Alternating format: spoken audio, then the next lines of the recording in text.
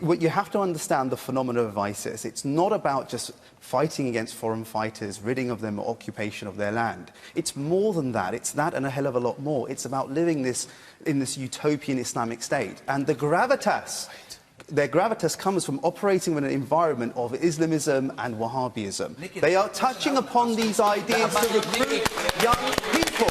Chris, do you agree that Wahhabism is the true culprit when it comes to religiously motivated acts committed in the name of Islam? No.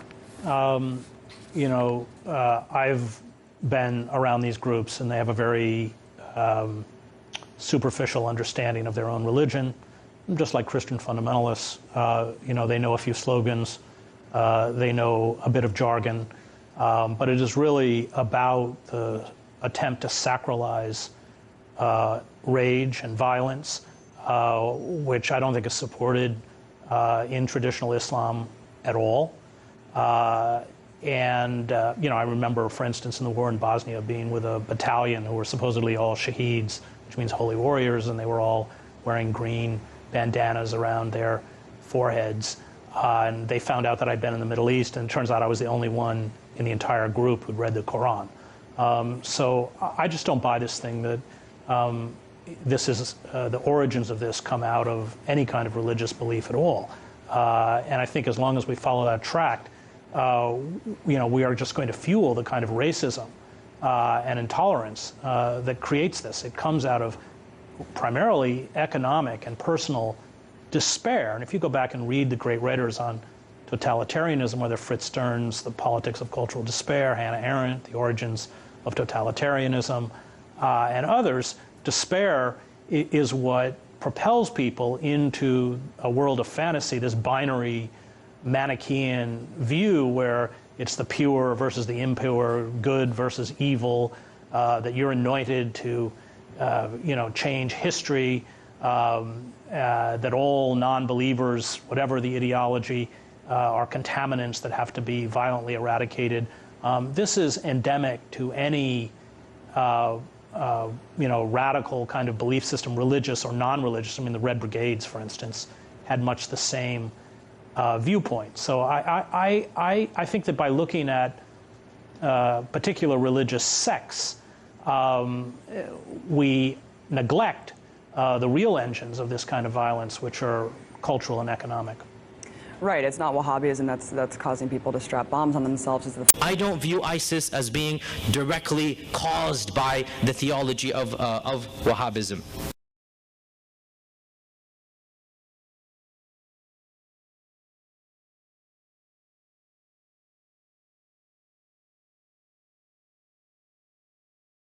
The question is, what is your view of Wahhabism, and is Wahhabism connected to the ideology of ISIS? Wahhabism is a strand of Sunni Islam. Sunni Islam is the dominant interpretation of Islam. Around 80 to 85% of Muslims are Sunni, and around 15 or less than 15, because there's like 1% that are miscellaneous, neither Sunni nor Shiite. Sunnis and Shiites together make 99% of the Muslim world. So Sunnism, with 85% of the Muslim world, obviously has strands within it, right? Similar to, let's say, Protestant Christianity, there are many interpretations of Protestant Christianity, and Wahhabism is one particular strand or interpretation which is predominant in the country of Saudi Arabia and in Qatar, and recently it has become very popular across the globe. To give you one example, in Egypt, when there was a free and fair election 4.5 years ago, for the first time in over 100 years, when Egypt had its first democratic election, the Muslim Brotherhood won the majority of the votes. 25% of the votes went to Wahhabist, or it's also called Salafist parties, which really demonstrates that they are not an insignificant minority. Now, much has been said about Wahhabism or Salafism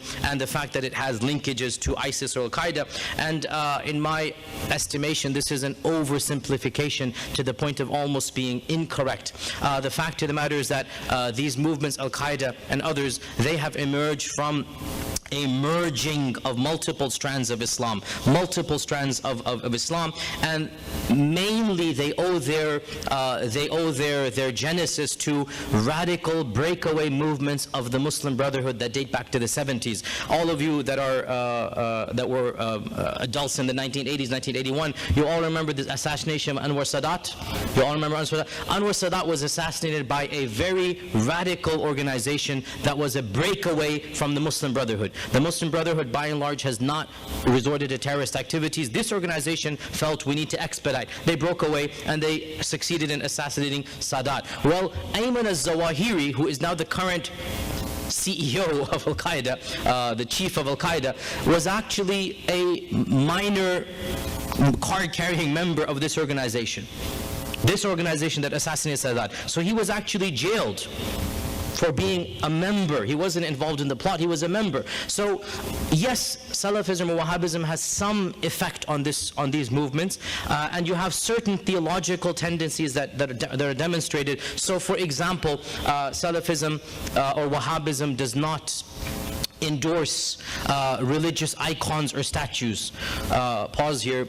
So Protestants and Catholics, very similar understanding that if you go to a Protestant church or a Catholic church, in a Protestant church you're not going to find figurines, statues of Mary or whatnot, nor will you find prayer being directed to saints, whereas in a Catholic church it might be more common. And Martin Luther and the entire Protestant movement, for example, strongly discouraged, in fact considered it blasphemy, considered it a stepping stone to idolatry, to pray to these figurines and to invoke. So Salafism is a type of Protestant Islam.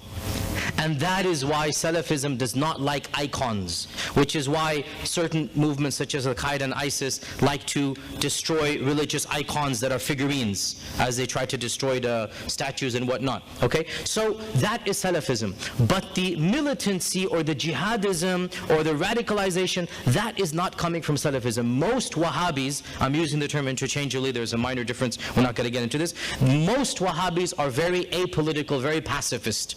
Most Wahhabis, you can consider them to be somewhat like maybe the Amish or the ultra-Orthodox Jews, where they're always incessantly thinking about what clothes they're wearing, the purity of their food, just living very pietistic lives. And they believe that getting involved in politics is corruptive to the soul. They want to live pure lives. So most Wahhabis are very, very apolitical. So rather than viewing them as somehow being a threat or a danger, the fact of the matter is that they're some of the most innocent, innocuous movements when it comes to living in broader society. They might have views that are unpalatable, no doubt about that. They view, their views of integration or of women. Yeah, they have their own, but I don't view them very different than ultra-Orthodox Jews, for example, in how they view. They want to live their own lives. So I don't view ISIS as being directly caused by the theology of Wahhabism. I don't view ISIS as being directly caused by the theology of Wahhabism.